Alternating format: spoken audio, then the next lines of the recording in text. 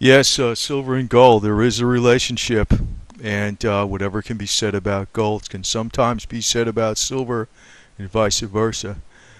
Palladium and platinum, probably very good investments also, even now, and I personally did not move into it electronically at the right time, but I'm patient and there's no leverage, so I know it'll be a winner.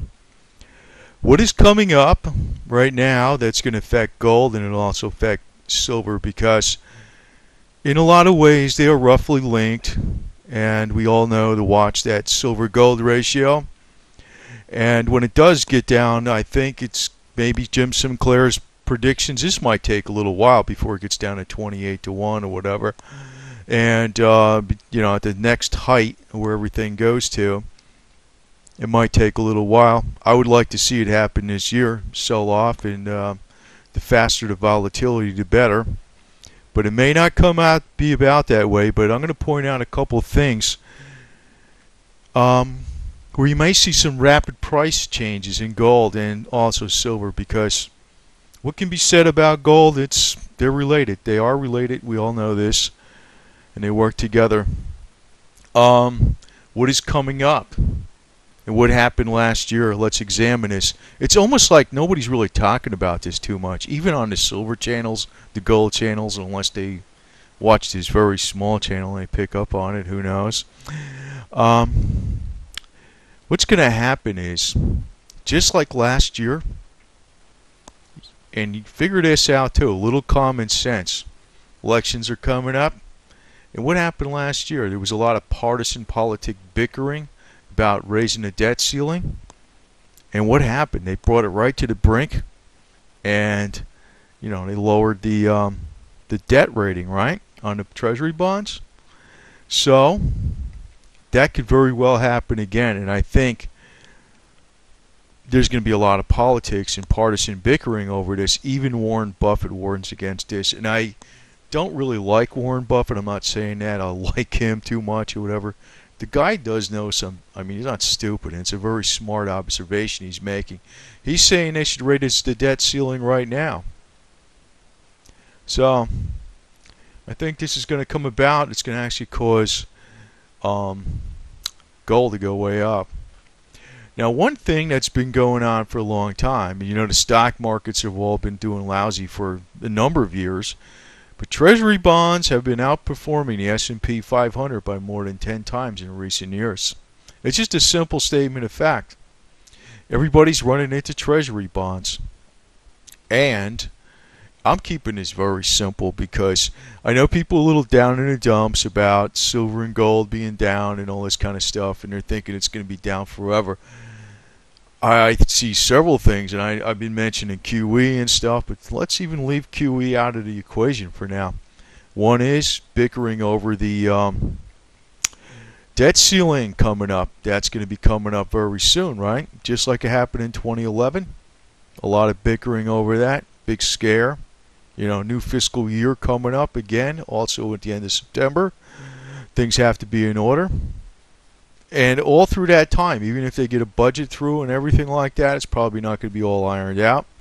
The ratings agencies have been warning about this all along from last year. Everybody forgets about it, but it's going to all surface real fast. And that's what I think is going to drive gold and silver. And the other thing is, and this Mark Farber says it, he's not the only one that says it, but this makes perfect sense to me.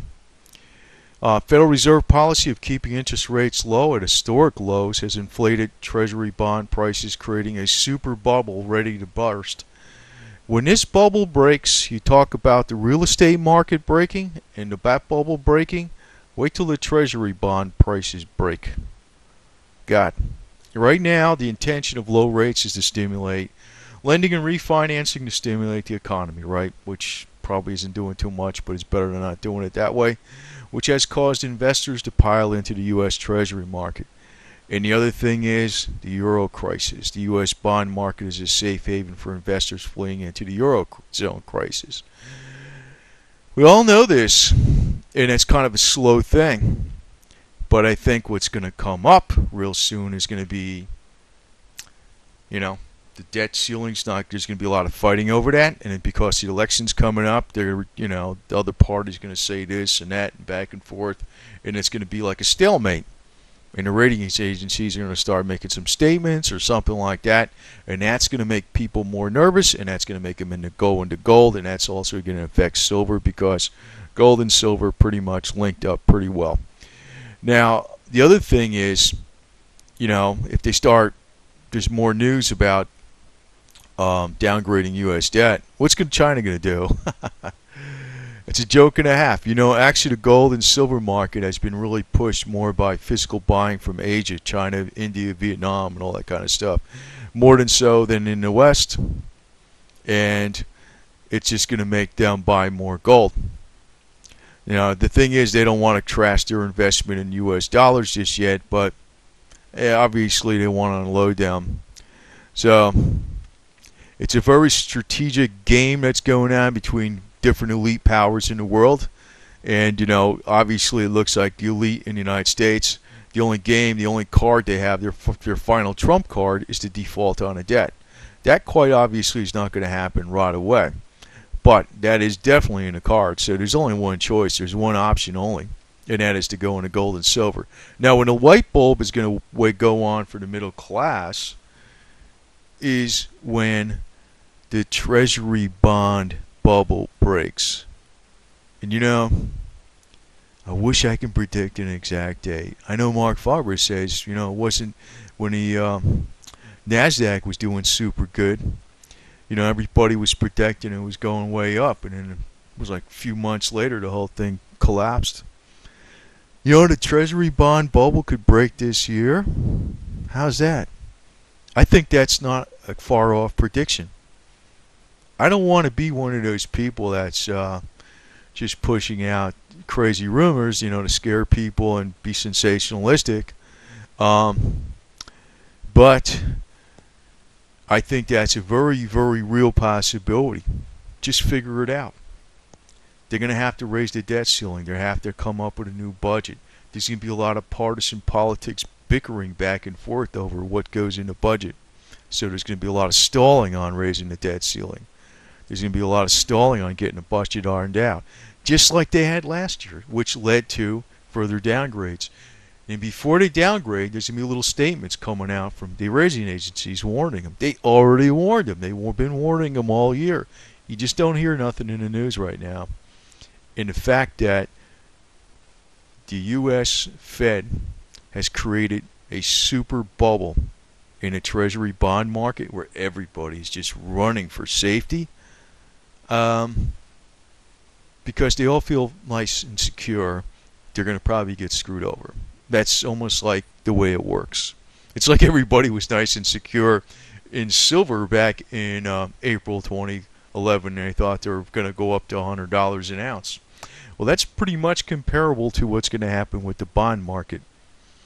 And I know they've been talking about this for a couple of years, but from what Mark Farber says, other people say, I'm not going to mention their names, and I've been reading about this, it makes a hell of a lot of sense. Then you start putting together debt ceiling, partisan bickering, and politics going back and forth. In an election year, it's going to be worst partisan politics bickering back and forth than they had in 2011 when they, downgraded the debt.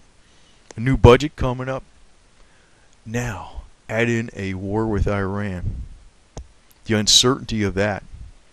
So, the twins of silver and gold are probably going to do explosively well in 2012. I don't want to play a game where, these people just say this, and it's like, because I'm not selling any silver or gold. I'm not trying to even push, and I know I couldn't push up my own investment with several hundred views or something like that. It's not going to do anything. Even Eric Sprott couldn't push up his own investment. But I'm giving a very, very honest opinion on this, and I think it's a very accurate opinion. It's not what the average investor is expecting right now.